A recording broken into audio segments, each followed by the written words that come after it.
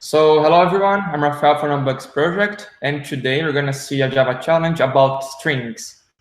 So I'm gonna just share my screen.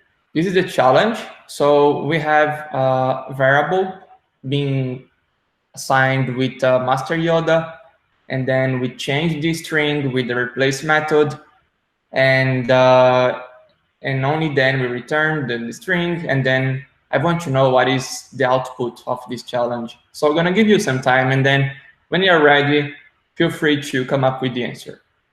Okay, guys, so then you're ready to see the answer. Yeah. Yep. Okay, let's see it. Okay, congratulations, guys. So yeah, Rinaldo got it right. Yeah, this wasn't so tricky actually. So this challenge is it's an important concept. So that's why I decided to put this challenge, because I would like just to emphasize that string is immutable.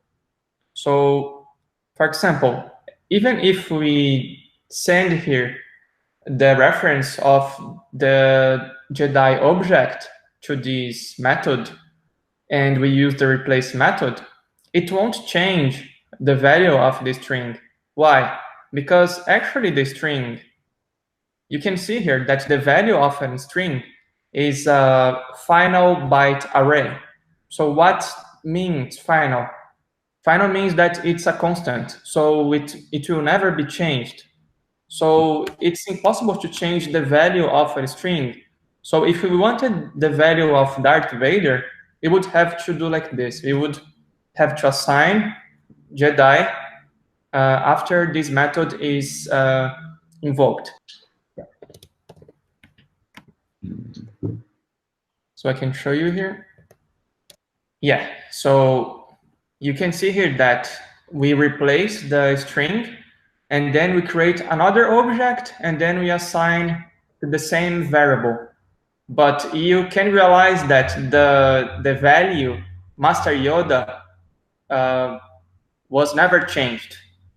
So yeah, that's a very important concept about strings. Just remember that a string is actually, the value of a string is actually a final array of bytes. So string is just a class that encapsulates all those behaviors. You can see here that we have many and many methods, check bounds, contains, concat, ends with. We have many and many methods. So yeah, just remember, it's a very important concept from object-oriented programming. For example, the string class abstracts really well all its values and all its behaviors that we could call all those methods. Okay, so that's it for this challenge, guys. Do you have any questions regarding this challenge? I think this is actually a really good one. It seems so simple, but it really isn't, and it's one concept that I've seen developers in my career, including myself, at some point get caught up on, which is that you run that replace and go, "Yep, I'm done," and then no, you actually needed to assign the result of the string operation to another variable so that you can then get the result. It not something that's caused a major problem. Like, I've not lost hours over it, but it's one of those where you learn that lesson pretty quickly, and it's good to have a challenge that shows it. I really like it. Exactly. Thanks, Douglas. Yeah, and as you said, this might cause a lot of bugs that, if you don't know those concepts, you would be in trouble because you wouldn't know why, when you use the replace method, why the string wasn't being changed. So yeah, it's really important. Thanks, Douglas, for your insights. Okay, guys, so thank you very much for your participation. And August, just gonna stop sharing my screen. Okay, guys, so this was the string Java challenge. And on this challenge, you could see that the value of a string is actually an array of bytes, and it's final. That means that it will never be changed. So remember that string is immutable.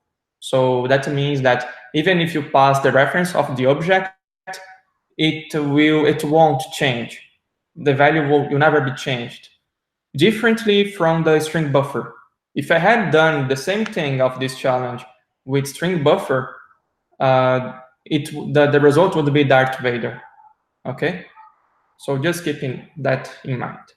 And okay, if you like the video, just give a like and get subscribed as well, because if you get subscribed, you're gonna see all the new videos and you're gonna be helping me out to create more content. You're gonna be helping yourself because I'm gonna be able to deliver you better content. So yeah, that's it. And if you want to know more, go to nonbugsproject.com. And then there's a section there called Java Dev Gym, and then you can do your challenge and you can practice your Java skills. And then I don't know if you want to get the certification, but if you want to, the Java challenge will help you massively to achieve that. So that's it. Thank you, guys. See you next time.